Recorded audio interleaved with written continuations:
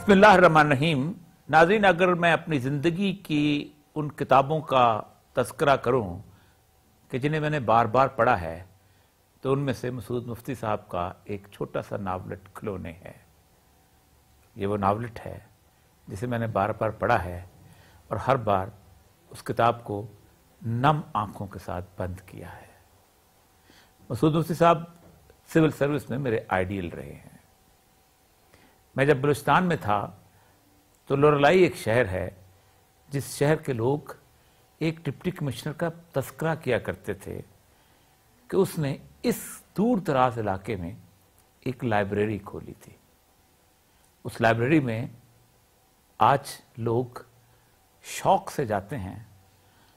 مسعود مفتی صاحب سے ان کی تصویر مانگی گئی، ان کو میسر نہیں آئی. کہیں اخبار سے ڈھونڈ ڈھانڈ کے تصویر لگی، اس کو بڑا کیا اور وہاں پر لٹکا دی گئی. مسعود مفتی صاحب ادب کا بہت بڑا نام ہے.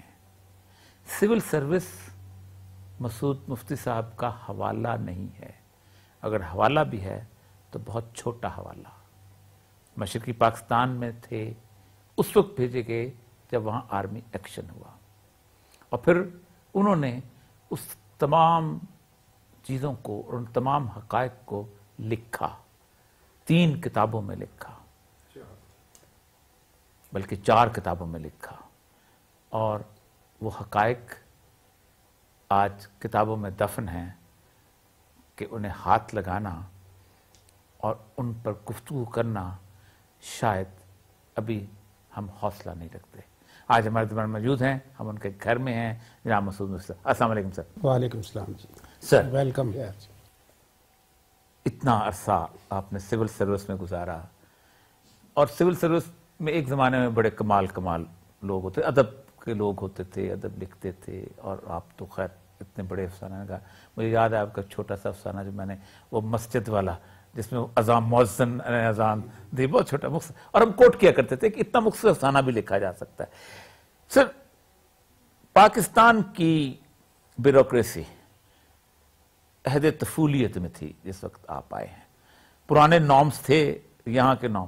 اس پہلے 10 سال جو ہیں، اور سنا آپ نے اس پہ کام بھی کیا، پہلے 10 سالوں میں پاکستان کی بیوروکریسی کی اس ملک کی بنیادوں میں کیا کنٹریبیوٹ؟ میں عرض کرتا ہوں جی، میں نے جو بیوروکریسی آج کل ایک گالی کے طور پہ استعمال ہوتی ہے، اور باوجود اس کے کہ ہم نے کوئی ایسا کام نہیں کیا جس کے لیے گالی ڈیزرو کریں، ہم گالیاں کھاتے رہیں، اور وہ اتنی گالیاں کھائیں کہ میں نے بیوروکریسی کی ڈیفنس میں کچھ لکھنے کا فیصلہ کیا. اور حال ہی میں ایک رپورتاج جو ہے وہ مکمل ہوئی ہے، جو سلسلہ وار تو رسالے میں چھپ چکی ہے. رسالہ الحمرہ جو لاہور سے آتا تھا، اس میں تقریباً 3 برس تک وہ سلسلہ وار چھپتی رہی. اب وہ کتابی شکل میں آ جائے گی جلدی ہی. 2 مینار اس کا نام تھا. وہ ایک مینار جو ہے وہ وطن کا مینار ہے، وطن کی زندگی کا مینار. دوسرا مینار میری اپنی زندگی کا مینار ہے. سائڈ بائی سائڈ چلتے ہیں. آپ کے سوال کا جواب یہ ہے کہ میں نے گڈ گورننس کے، بیوروکریسی کی بات ہے نا جی، گڈ گورننس کے 3 دور دیکھے،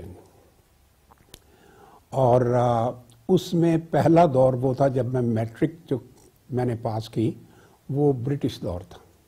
کون سا ضلع تھا، کس جگہ سے؟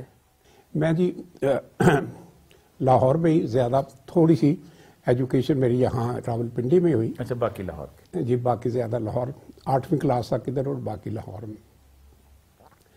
اور اس کے بعد وہیں سے سروس وغیرہ میں گئے. تو یعنی پہلے اس وقت تک میں برٹش دور کا بیوروکریسی دیکھی، اور پاکستان بنا تو یوں کہیے کہ برٹش دور کی بیوروکریسی پلس آئیڈیلزم. یہ آئیڈیلزم 2 قسم کا تھا. ایک تو خاکسار موومنٹ کی وجہ سے جنہوں نے خدمت خلق کا جذبہ قوم کو سکھایا تھا وہ تھا، اور دوسرا قائد اعظم کی جو تقاریر ایز گورنر جنرل ہو رہی تھی. یہ ان دو جو کرنٹس آف آئیڈیلزم کی وجہ سے بیوروکریسی نے اس زمانے میں کمال کر کے دکھایا. پہلے 9 برس میں پاکستان کی بیوروکریسی نے اس طرح کام کیا کہ ہر محکمہ ہر واک آف لائف جو تھی وہ اپنے عروج کی طرف نہ صرف گئی بلکہ عروج تک پہنچ گئی. اب آپ دیکھیے نا کہ اورینٹ ایئر ویز کے 3 ڈکوٹے ہوتے تھے, اس سے پی آئی اے بنی, جلد ہی پی آئی اے جو تھی ساری دنیا میں پھیل گئی. اس کے بعد انہوں نے مڈل ایسٹ کے بنانے شروع کیے ایئر کمپنیز, مالٹا ایئر لائنز انہوں نے کی. بینک ہمارے پاس قائد اعظم نے صرف حبیب بینک کو کیا تھا, پیٹرنائز کیا تھا. اس کے بعد بینکنگ انڈسٹری ہماری اتنی تیزی سے پھیلی کہ 1955 کے قریب ہم بینکرز جو تھے اپنے ایکسپورٹ کر رہے تھے, وہ دوسری جگہ جاتے تھے. ریلوے ہماری جو تھی وہ دیکھ کے آدمی کو حیرت ہوتی تھی کہ جب انہوں نے فرینچ کوچز 52 53 میں منگوائے اور جرمن کوچز منگوائے تو وہ بالکل یورپین لیول کے پہنچ گئے تھے. اور مجھے یاد ہے کہ جب میں 1960 میں انگلینڈ میں تھا تو وہاں کے انگریز آفیسر نے کہا کہ you people have the Rolls Royce of world railways. تو یہ آدمی مثالیں دینے پہ آئے تو بہت ہی ہے, لیکن کوئی اسپورٹس کے معاملے میں کوئی یعنی ایسا نہیں جس میں شعبہ ایسا نہیں تھا جس میں ہم لوگوں نے ترقی نہ کی. سو مچ ہو ایوب کے وقت جتنی ترقی ہوئی, اگر آپ یہ دیکھیں تو اس کی جتنی انسٹیٹیوشن تھی وہ ایوب کے وقت سے پہلے قائم ہو چکی. اچھا, جو ہم کہتے ہیں کہ ایوب نے کی تھی, ایوب نے تو اسی ٹیمپو کو برقرار بھی رکھا اور ڈائیورٹ بھی کر دیا. اس میں پیٹرنیج کا ایلیمنٹ لے آیا. ٹھیک, ہاں ہاں ہاں. اور اس کا الٹیمیٹلی وہ پھر ساری معاملہ پیٹرنیج کی طرف چلا. انڈسٹریلائزیشن اس زمانے میں ہوئی تھی مشرقی پاکستان میں بھی, اور یہاں بھی یہ ولی کاز یہ وہ جس وقت یہ 22 کرانے جو بنے تھے. ایگزیکٹلی ہمارے یہاں انڈسٹری جو ہے اسی وجہ سے آپ دیکھیں گے ویوز آتی ہیں, کچھ عرصہ انڈسٹری چلتی ہے, کچھ اس کے بعد نئے چہرے آ جاتے ہیں, اس کے بعد پھر نئے چہرے آ جاتے ہیں. وجہ یہ ہے کہ ہمارا انڈسٹری پیٹرنیج سے چلتی ہے. اچھا, یہ 10 سال بیوروکریسی نے تو کام کیا, لیکن آپ حیران ہوں گے کہ اس 8-9 سالوں میں پاکستان اپنا دستور ہی نہیں بنا سکا. نہیں جی, دستور نہ بنانے کی کئی اور وجوہات ہے, اس میں بیوروکریسی نہیں آتی. ٹھیک, نہیں میں سمجھ گیا. اس کا مطلب کہ پولیٹیکل ایلیٹ جو تھی وہ بالکل اور طریقے سے چل رہی. دیکھیے پولیٹیکل ایلیٹ کو میں اس لحاظ سے برا نہیں کہوں گا. دیکھیے آپ یہ بتائیے کہ جو الیکشن ہوئی تھی وہ 1946 میں ہوئی تھی. 1946 کی الیکشن والے لوگ جو تھے پاکستان بنا تو کانسٹیٹوئنٹ اسمبلیز میں چلے گئے. اب اگر آپ دیکھیں تو یہ وہ لوگ ہوتے تھے جو ڈسٹرکٹ لیول کے برٹش دور کے ڈسٹرکٹ لیول کے آفیسرز کے باہر جی بالکل بیٹھا کرتے تھے اور مراد کا انتظار کیا, بلکہ انہی کی ریکمنڈیشن سے تو انہی کی ریکمنڈیشن. اور وہ میں یہ نہیں کہہ رہا کہ ڈی سی یا ایس پی جو ہے, ہر جو محکمہ تھا, چاہے ڈسٹرکٹ انسپیکٹر آف سکولز ہو, چاہے تحصیلدار کے پاس اپنے تقاضی کا قرضہ لینے کے لیے بیٹھے. اچھا, اس کے بعد جیسے ہی وہ انگریز چلا گیا تو انہوں نے یہ اسمبلی میں پہنچ گئے, انہوں نے وہاں سے دیکھا تو ڈسٹرکٹ لیول ان کو اتنا نیچے نظر آیا, اور ان کو اوپر جو ہو رہا تھا, میں آپ کو مثال دیتا ہوں چھوٹی سی, کہ پرندے جو ہوتے ہیں اپنے بچوں کو اڑنا سکھاتے ہیں. اگر ایک جو سکھاتے ہیں اور آہستہ آہستہ وہ اڑنا سیکھ جاتے ہیں, لیکن اگر ایک بچے کو اس کے پیرنٹس جو ہے وہ تربیت نہ دے سکیں, ہوا میں چھوڑ دیا جائے, تو وہ پہلے بیچارہ لوٹیاں کھاتا ہے, ہوا ادھر دھکیلتی ہے ادھر دھکیلتی ہے. تو ہمارے پالیٹیشنز کے ساتھ یہ ہوا تھا دراصل کہ ان کو تربیت نہیں ملی, ڈسٹرکٹ لیول سے یہ اوپر چلے گئے, اور اس لیے جو شروع کے دن ہیں جس کے بارے میں ان کو بدنام کیا جاتا ہے وہ ان کا وہ انکوبیشن پیریڈ بلکہ وہ پیریڈ تھا جب یہ گھسٹ چل رہے تھے. میکسیمم فیروز خان نون جیسے لوگ تھے ریزیڈنٹ مجسٹریٹ سے اوپر کی حیثیت نہیں تھی. لیکن پھر آپ یہ دیکھیے کہ انہوں نے کتنی جلدی اس کو سیکھا کہ 1956 کا نہ صرف الیکشن بنا دیا, سب سے پہلی بات کانسٹیٹیوشن بنایا.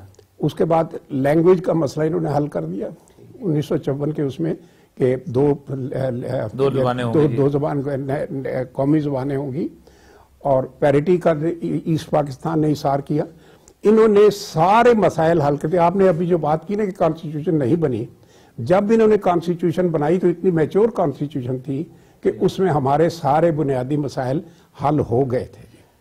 سوروردی کہا کرتے تھے کہ یہ تم نے پیرٹی بڑی مشکلوں سے میں نے بنگالیوں کو راضی کیا ہے, اگر تم نے 56 کا آئین توڑ دیا تو تم کبھی بھی بنگلہ دیش ساتھ نہیں ہو سکے. یہ بالکل ٹھیک کہتے تھے. اور یہ سوروردی نے نہ صرف اس نے 56 کا آئین बल्कि 1947 के फसादात में जी जिस तरीके से सोहरावर्दी ने जी बताया, जी बहुत कलकत्ता का चीफ मिनिस्टर। तो मतलब ये सोहरावर्दी ने हर जगह बहुत काम किया, अपनी कौम के लिए बड़ी बड़ी खुलूस से और बड़ी खुश उसलूबी से निभाया उसको।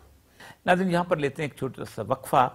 और सोहरावर्दी ने कहा था कि अगर तुम आज 56 का आइन तोड़ोगे तो फिर आप एक परवाना पे दस्तखत करोगे और मशरक़ी पाकिस्तान तुम्हारे साथ नहीं होगा। मसूद मुफ्ती साहब मशरक़ी पाकिस्तान में रहे हैं और उन जंगी कैदियों में से शामिल थे कि जो 2 साल भारत की कैद में रहे। गुफ्तगू करते हैं इस मौजू पर मसूद मुफ्ती साहब। नाज़रीन, आपके इंतज़ार का बहुत बहुत शुक्रिया। वो सब आपको ऐन उस वक्त मशरक़ी पाकिस्तान भेजा गया जबकि आर्मी एक्शन शुरू हुआ था, जब जुल्फ़िकार अली भुट्टो ने यहाँ उतरते ही कहा था अल्लाह का शुक्र है पाकिस्तान बच गया। वो कहानी हमने रुदात खान साहब से बड़ी तफसील सुनी। आपने वहाँ जाके क्या सूरत हाल देखी? वहाँ मेरी 4 किताबें मैंने लिखी हैं जी। पहले जब मैं पहुंचा तो उन दिनों का तो हालात मैंने अपनी डायरी में, लम्हे डायरी है जी, डायरी तो खैर में जितना अरसा रहा लिखता रहा, लेकिन ये कुछ दिनों की डायरी जो है मेरी किताब लम्हे जो है उसमें वो है। और उसके अलावा उसके आखिर में वाइंडिंग अप के लिए एक आर्टिकल है लम्हों की सोच। ठीक, उसमें मैं मुफस्सल लिख चुका हूँ कि क्या देखा।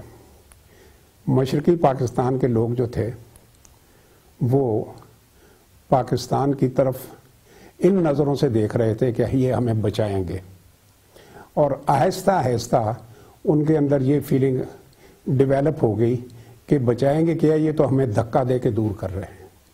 तो उन 8 महीनों में मैंने ये देखा। और हमारी भी यही फीलिंग थी कि मशरक़ी पाकिस्तान हमसे अलहदा बिल्कुल नहीं होना चाहता था, बल्कि कुछ फोर्सेस मगरबी पाकिस्तान थी उनसे जान छुड़ाना चाहती थी, और यही मैं लिखता रहा। उन फोर्सेस में, let's call spade a spade, उस फोर्सेस में कहा यह जाता है कि एक पाकिस्तान की एलीट, पॉलिटिकल लीड जिसमें जुल्फ़िकार अली भुट्टो जिसको लीड कर रहा था, मिलिट्री लीड जिसको याह्या खान लीड कर रहा था, ये 2 बड़े जैसे कहते हैं आपस में मिल गए थे। ये आपने ठीक कहा जी, लेकिन ज़रा देर से शुरू किया। दरअसल ये सूरत हाल जो है ना जी, ये शुरू से ही पैदा हो गई थी। अयूब खान के ज़माने से? उससे भी पहले। उससे पहले, अच्छा। दरअसल पाकिस्तान बनते ही हमारे, आपको याद होगा कि जो आपका एक ज़माना था जब commander in chief बावर्दी defence minister बन गए थे जी, सिकंदर मिर्जा कैबिनेट में जी, बिल्कुल ठीक। अयूब खान जो थे, एक्चुअली ये उससे कुछ अर्सा पहले की बात है। ये वहाँ शुरू हुआ और वहाँ से ये यूं कहिए कि कल्मिनेट हो गया था। और उसके बाद अब आपने किताबों का जिक्र किया जो बार बार पढ़ते हैं, मैं फ्रेंड्स नॉट मास्टर जो है वो बार बार पढ़ता हूँ। मैं भी बहुत मेरे वालिद मज़ेदार मैं पढ़ता हूँ। वजह यह है कि उसको जब पढ़ो उसमें से नए मीनिंग नज़र आते हैं, और उससे अंदाज़ा होता है कि अयूब खान और उनके चंद लोगों के इरादे पाकिस्तान बनने से पहले ही ऐसे थे। मैं आपको बताता हूँ, अयूब खान ने उसमें एक बड़ा मज़ेदार जुमला लिखा है। वो कहते हैं कि जब पाकिस्तान बना तो फ़ौज में इतनी तेज़ी से तरक्कियाँ हुई कि हर फौजी अफसर, अब मैं उनका कोट कर रहा हूँ, अपने आप को बोनापार्ट समझने लग गया। और मज़ेदार बात यह है कि वो बोनापार्ट, एंग्री बोनापार्ट, ठीक, कि वो कहते थे कि हमें और तरक्की क्यों नहीं इससे हो मिली। तो खुद उनका भी हाल यही था जी। तो एग्जैक्टली, तो इसी बोनापार्टिज्म के उसके बाद 1954 में जब वो बने डिफेंस मिनिस्टर, तो उन्होंने पूरा एक चैप्टर लिखा है कि लंदन के एक होटल में बैठ के उन्होंने क्या पॉइंट्स किए कि पाकिस्तान कैसे चलना चाहिए। जी, वो कहते हैं मैं उस बालकनी में बैठ के तो वो लिखता होता था। उसमें 1 यूनिट का भी जिक्र है। उसमें जो सबसे डेमोक्रेसी, उसमें सब, जी हाँ बिल्कुल, जो बाद में जो कुछ हुआ उसी में हुआ। और जो उसमें ख़ास एक जुमला जो है जिसने हमारा ब्यूरोक्रेसी का बेड़ा गर्क किया है, वो जुमला ये है जी कि हमें गवर्नमेंट सर्वेंट्स कॉन्डक्ट रूल्स तब्दील कर देने चाहिए ताकि किसी को सज़ा भी दे सकें और किसी को जज़ा भी दे सकें। इस जुमले के ऊपर पाकिस्तान की ब्यूरोक्रेसी की सारी हिस्ट्री बह दी, क्योंकि हर एक ने आके उसी चीज़ को आगे चलाया, और यही मैंने अपने रिपोर्टाज में लिखा है। तो मेरा कहने का मतलब ये है जी कि जो था ना, और आप अंदाजा करें कि उसको जो उर्दू तर्जुमे को टाइटल दिया गया ऐसे जैसे किसी गैरतमंद कि जिस रिस्क से आती हो परवाज़ में होता है। हाँ। ये अल्ताफ गौर का तर्जुमा तो नहीं, शख्साना तो नहीं का होगा। बिल्कुल जी जी। अच्छा, तो वो जो मैं अर्ज कर रहा था ना जी कि उसी वक्त से पहले का, हाँ जी। तो किस्सा ये है कि पाकिस्तान, ये वो जो था ना, असल में लियाकत अली खान का मर्डर जो था ना, उसकी वजह से हमारे सियासतदान सहम गए थे, क्योंकि ये सियासतदान जो थे, ये सारी उम्र वो थे जो 100 बरस से जागीरदार थे, और जागीरदार जो थे ये इनके ऊपर हमेशा छतरी होती थी अंग्रेज़ की। तो जब लियाकत अली खान के मर्डर के बाद इनको किसी छतरी की ज़रूरत महसूस हुई तो उन्होंने फ़ौज से रब्ता किया, और ये जो एक्सिस बन गया ना उस वक्त, आर्मी वडेरा एक्सिस, ये एक्सिस मशरकी पाकिस्तान से इसलिए जान छुड़ाना चाहता था कि वो वोकल थे, डेमोक्रेटिक थे, और जैसे हमीदुर रहमान कमीशन ने अपनी रिपोर्ट में लिखा है कि मशरकी पाकिस्तान में लोगों को ख्याल ये था कि मार्शल लॉ सिर्फ इसलिए लगाया गया कि अगर डेमोक्रेसी रही तो कल को मेजॉरिटी प्रोविंस के लोग हम पे हुकूमत करेंगे, जो इनको मंजूर नहीं था। उन्होंने तो रिफॉर्म्स भी कर दी थी उस ज़माने में, जिम्मेदारी वाली, वो उन्होंने नाफिज तो असल में जो था ये एक्सेस जो था ना, मिलिट्री वडेरा एक्सेस, तो आपने कहा ना जी कि कॉल स्पेड एंड स्पेड, मैं अर्ज़ करूं कि मैं जब उधर से वापस आया तो हमीदुर रहमान कमीशन रिपोर्ट तो दफन हो चुकी हुई थी, 28 बरस दफन रही थी। तो 25 बरस जब हुए पाकिस्तान को, यानी बांग्लादेश को 1971 के बाद पते, तो 1996 में डॉन में मेरा मजमून निकला था जी, वर्डिक्ट ऑफ हिस्ट्री। उसमें मैंने एग्जैक्टली यही चीज़ लिखी थी कि मिलिट्री वडेरा एक्सेस जो है ये जान छुड़ाना चाहते थे, तो आज भी है, और इन्होंने छुड़ा ली जान, और जो हमारी शिकस्त थी दरअसल इनकी कामयाबी थी। तो इसलिए ये स्पेड एंड स्पेड में पहले लिख चुका हूँ और मेरी किताबों में दर्ज है। ये तो आज भी, मैं सवाल इसलिए ले रहा हूँ कि आज भी है, आज भी इलेक्शंस से पहले आप भी डिप्टी कमिश्नर रहे हैं, मैं भी रहा हूँ, ये जो वडेरा है वो चिट उसके हाथ में होती है कि मुझे फलां जगह से चिट मिल गई है, अब मैं इलेक्शन जीतूंगा, अब जिस पार्टी में जाऊँ जीतूंगा। देखिए वो वडेरा जो है ना, पहले वो जागीरदार होता था, उसके बाद 1954 के बाद वो वडेरा जो है वो मुआवन हो गया जी, और उसके बाद उसका रोल इतना बड़ा कि उसको इंडस्ट्री भी मिलनी शुरू हो गई, उसको ट्रेड भी under the patronage of the martial laws trade भी मिलनी शुरू हो गई, उसको रेजिडेंशियल एरिया हर चीज जो थी उसको मिलनी शुरू, उसको बाहर उसका कारोबार आ गया, उसको सब कुछ बिजनेसमैन हो गया, वो आपके एम्बेसडर्स होते थे और सब कुछ। तो वडेरे का जो था, जैसे गुब्बारे को आप फैलाना शुरू करते हैं ना, तो वडेरा फैलते फैलते चारों तरफ बढ़ा हुआ, और आज तक सच्ची बात यह जो अभी आपने जिक्र किया था, किताबें जो मेरी किताबों के बारे में हवाला नहीं दिया जाता, वो भी यही है कि जिन फोर्सेस ने, जिसमें वडेरा भी शामिल है, पाकिस्तान को तोड़ा था, वो किसी न किसी शक्ल में इक़्तिदार से वाबस्ता रही हैं, और उनको लोग नाखुश नहीं करना चाहते, इसी वजह से इन किताबों को ना पढ़ा जाता है ना हवाला दिया जाता है। नाज़रीन, यहाँ पे लेते हैं एक ब्रेक और मसूद मुफ्ती साहब से गुफ्तगू करेंगे उनके अदबी कैरियर्स के हवाले से। नाज़रीन, आपके इंतज़ार का बहुत बहुत शुक्रिया। उस सब इससे पहले कि हम बाकी चीज़ों पे आए, मैं बीच में अदब का एक, क्योंकि ज़ाहिर बात है मेरा आपका हवाला सिर्फ अदब का ही रहा है। जी। मुझे बाद में पता चला कि आप सिविल सर्विस में हैं, और अगरचे कि मैं सिविल सर्विस में आ चुका था, मुझे बिल्कुल अंदाज़ा नहीं था। अफसाने की काट, आप पूरे आलमी अदब में या लोकल अदब में कौन सा ऐसा शख्स है जिसको समझते हैं कि आपने बार बार पढ़ा होगा और आपको अच्छा लगा होगा? मोहब्बसां जी, उधर मोहब्बसां, इधर मंटो, इस्मत चुगताई, ये एक ही कैटेगरी के लोग हैं। इनका कॉमन डिनोमिनेटर एक ही है। खातून? नहीं जी, नहीं। वो है जी जुर्रत इजहार। हाँ, ये है।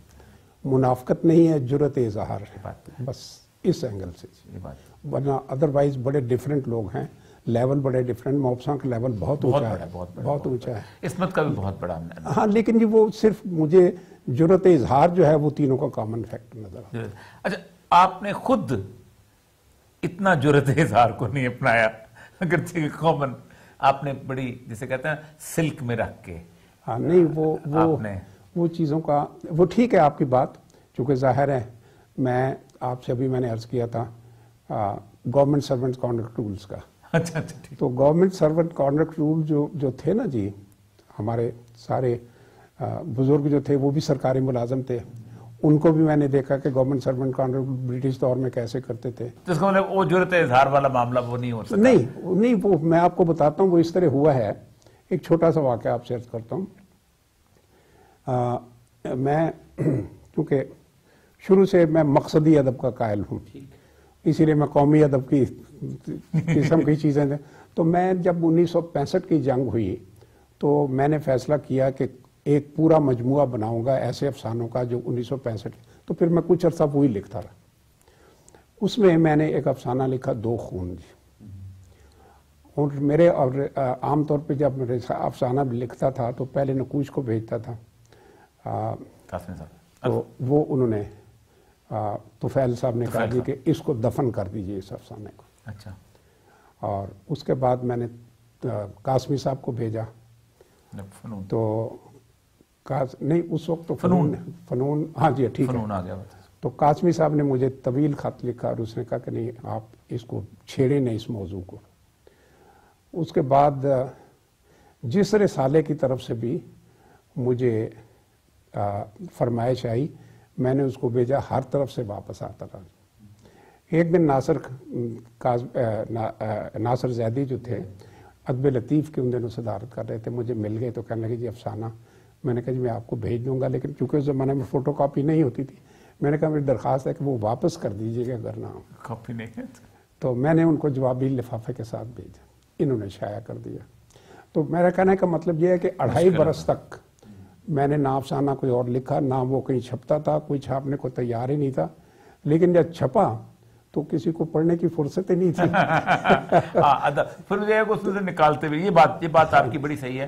اور پھر بلکہ جس کتاب میں ہے اس کتاب کو انعام ملا جی، 6 ستمبر ادبی انعام ملا اس کو، تو یہ ہمارے عجیب صورتحال ہوتی ہے۔ 47 نے بہت بڑا ادب دیا ہم کو، اس کے بعد آپ 65 کی بات کر رہے ہیں، اس سے پہلے بھی آتا رہا؟ نہیں، اس کے بعد پھر 1971 میں 71 میں بھی ریزے جو لکھی ہے، ریزے ایسے افسانے ہیں جو صرف 71 کے بارے میں ہے۔ اچھا، اس میں ایک اس کے افسانے میں ایک ڈرامہ، اس مجموعے میں ایک ڈرامہ بھی شامل ہے جی۔ اچھا، اس کی بھی تفصیل سن لیجئے۔ جب میں واپس آیا مشرقی پاکستان سے تو مجھے پی ٹی وی کی طرف سے خط ملا کہ کیا آپ مشرقی پاکستان کے بارے میں ڈرامے لکھ سکیں گے؟ میں نے فوراً ہاں کر دی، اور اس کے بعد دوسرا خط ملا کہ اس میں مشرقی پاکستان کے سرنڈر کے حالات کا ذکر نہ ہو، تو میں نے فوراً نہ کر دی تھی۔ تو سرنڈر اس وقت ہو رہا تھا، آپ اس وقت کہاں ڈھاکہ میں تھے؟ ڈھاکہ میں کس پوزیشن میں تھے؟ میں سیکٹری ایجوکیشن تھا۔ سیکٹری ایجوکیشن تھے، provincial government. Provincial government. Secretary education تو بڑا ویل انفارمڈ ہوتا ہے چیزوں کے بارے میں، اور ساری موومنٹ ہی ایجوکیشن انسٹیٹیوشن میں اٹھی تھی، بقول لوگوں کے یونیورسٹیاں نکال دی جاتی، تو ڈھاکہ پیسفل تھا سارا۔ نہیں جی بالکل، اور پھر جو کچھ طلباء کے ساتھ، اساتذہ کے ساتھ اس کے بعد بھی ہو رہا تھا۔ وہ جو راجشاہی کے وائس چانسلر نے جنہوں نے کتاب لکھی ہے بڑی فیمس، ان کی جو ہے جو قید میں بھی رہے تھے، سرنڈر کے وقت لوگوں کی جو یہاں سے مغربی پاکستان سے لوگ، ان کی کیا کیفیت تھی؟ یوں سمجھیے کہ ہم اپنے طور پہ ماتم کر رہے تھے، لیکن جو مشرقی پاکستان کی میجورٹی تھی وہ اپنے گھروں میں گھسی ماتم کر رہی تھی۔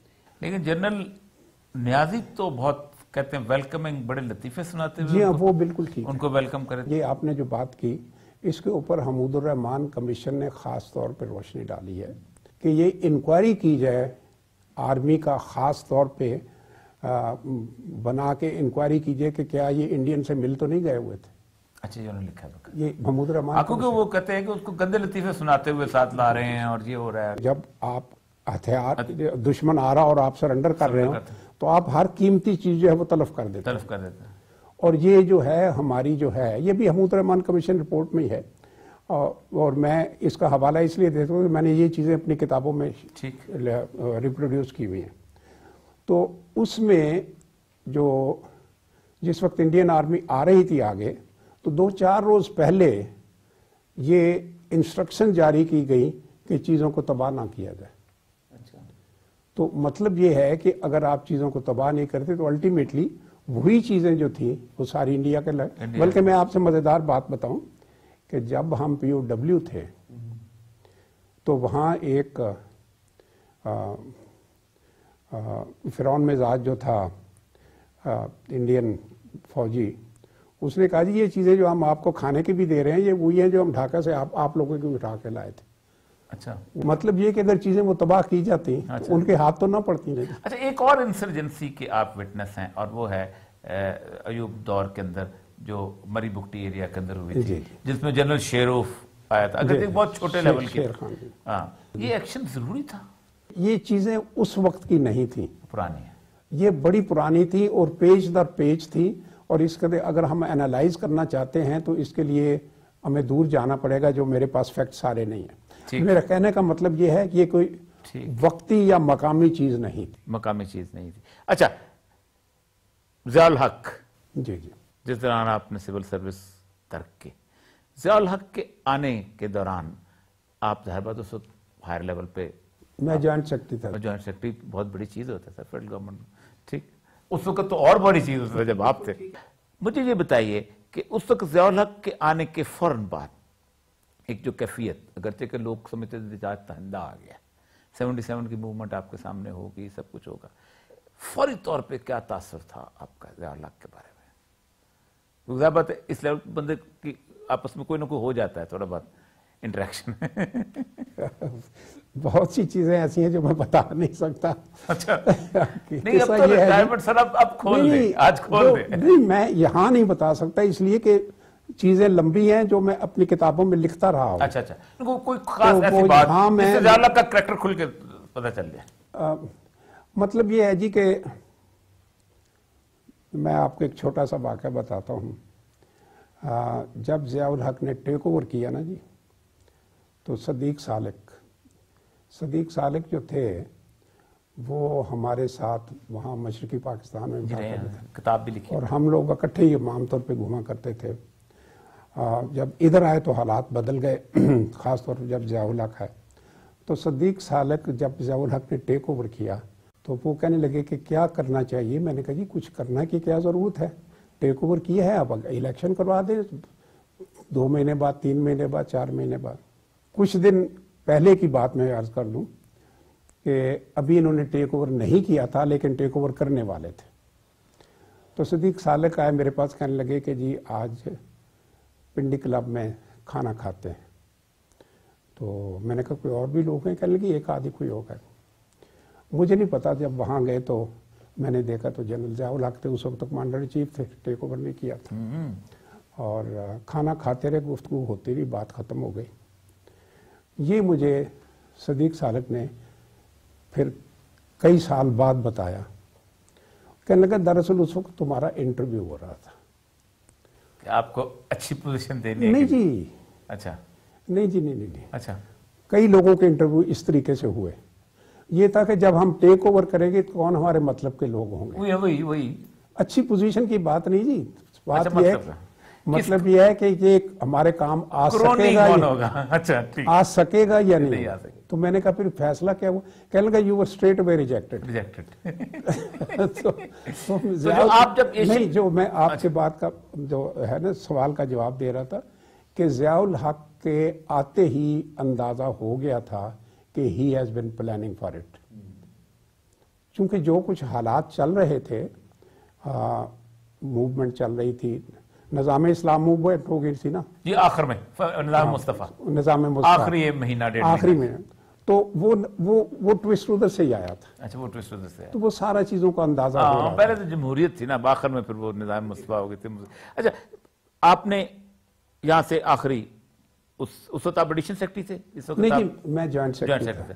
آپ ایشین بینک چلے گئے؟ نہ، میں چلا نہیں گیا. اچھا، آپ یہ واقعہ بڑا امپورٹنٹ ہے.